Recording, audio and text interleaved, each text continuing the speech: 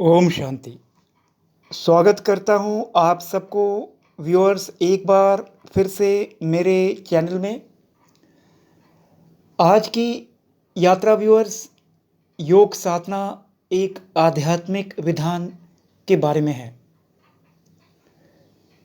कुछ समय पहले मैं ऋषिकेश में ध्यान और योग करने गया हुआ था। तो उस दौरान जो गुरु महाराज ने ज्ञान मुझे दिया उसी को मैं आप तक पहुंचा रहा हूं।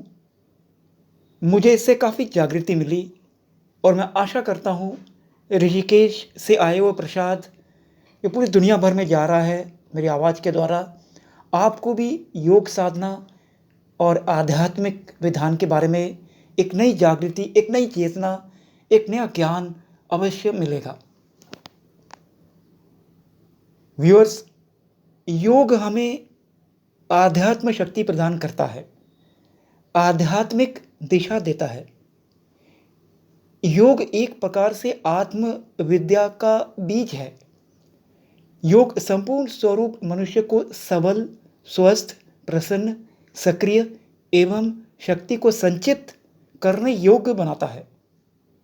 योग साधना अपने आप में एक ऐसा मार्ग है जिस पर चलकर व्यक्ति आध्यात्मिकता के मर्म भावों को सही रूप से समझ सकता है, जान सकता है। मुझे तो बहुत कुछ जानने को मिला और मिलता है। मैं अक्सर ऋषिकेश और हिमालयास की यात्रा करता हूँ और बहुत कुछ मिलता है जो मैं शब्दों से व्याख्या नहीं कर सकता। योग केवल योगासन की क्रियाओं का नाम नहीं है। ये अवधारणा केवल अज्ञानता के कारण है। योग तो व्यूअर्स शरीर, मन व आत्मा को साधने का मार्ग है एवं अपने आप में शिवत्व यानी कि परमात्मा के गुणों का जागरण कर चेतना को ऊंचा उठाने का अभ्यास है।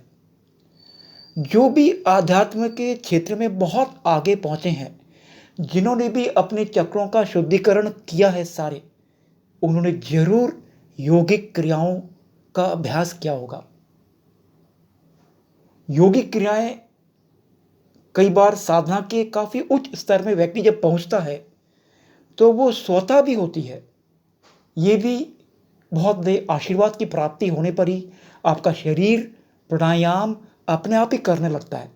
ये एक प्रकार की पावर, ये एक प्रकार की शक्ति है अगर स्वतः ही योगिक क्रियाएं होने लगे।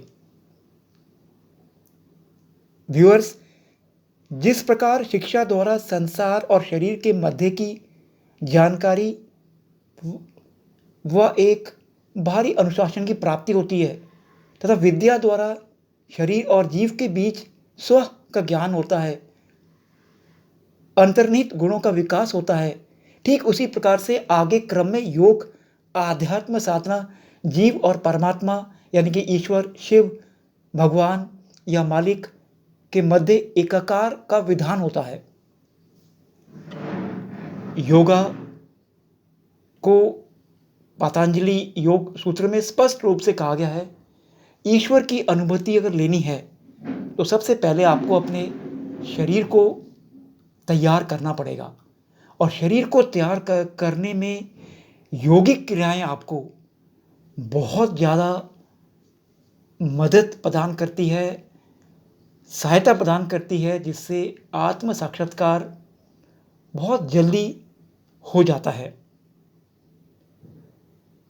वार्ता को विराम देने से पहले एक बार मैं आप सभी अभ्यासियों को कह दूं, बाहरी मौन व आंतरिक उमंग के उत्सव का और आंतरिक शांति और बाहरी उत्सव का एक सुखद मिश्रण है आध्यात्म। जब कभी मन में दुविधा हो, मन भ्रमित हो या व्याकुल हो तो योगाभ्यास करते ही हम पाते हैं मन में एकदम निश्चलता आ जाती है। योगा आसन का बड़ा प्रभाव है। मन की सभी दुविधाओं और द्वंद्व शांत हो जाते हैं।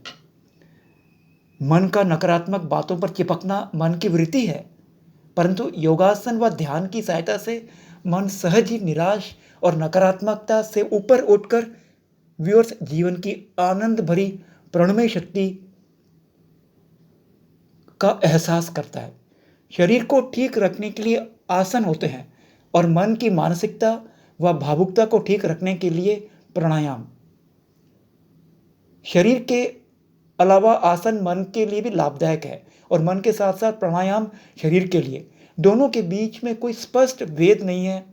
जो मेरे गुरु ने ऋषिकेश में मुझे बताया, यही सत्य है। ध्यान से आध्यात्मिक व्याकुलता, निराशा, खिन्नता, उदासीनता दूर होती है। इसलिए व्यूअर्स, कहा गया है कि योग मन में चलने वाली सभी अनगिनत क्रियाओं को शांत करता है। योगासन करने से हमारे जीवन में भौतिक, मानसिक, भावनात्मक और आध्यात्मिक स्तरों पर आते सभी दुख दूर आते हैं।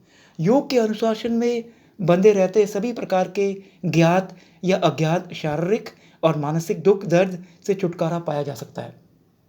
व्यूअर्स, हमें अपने अंतःकरण की शुद्धि की आवश्यकता है।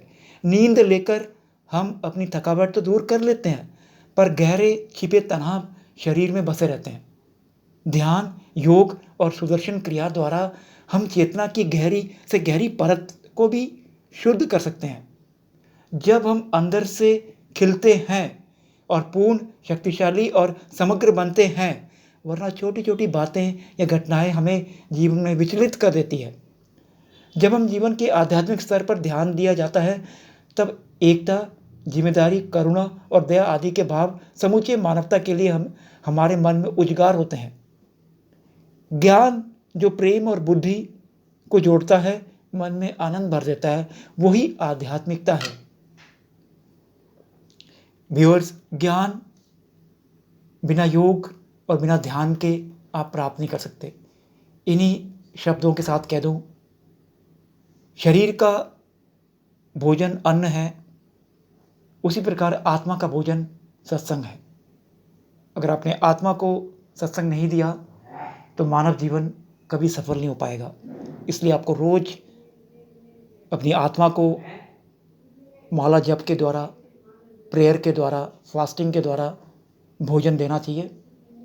पेट तो आपने भर लिया, लेकिन आत्मा को क्या दिया?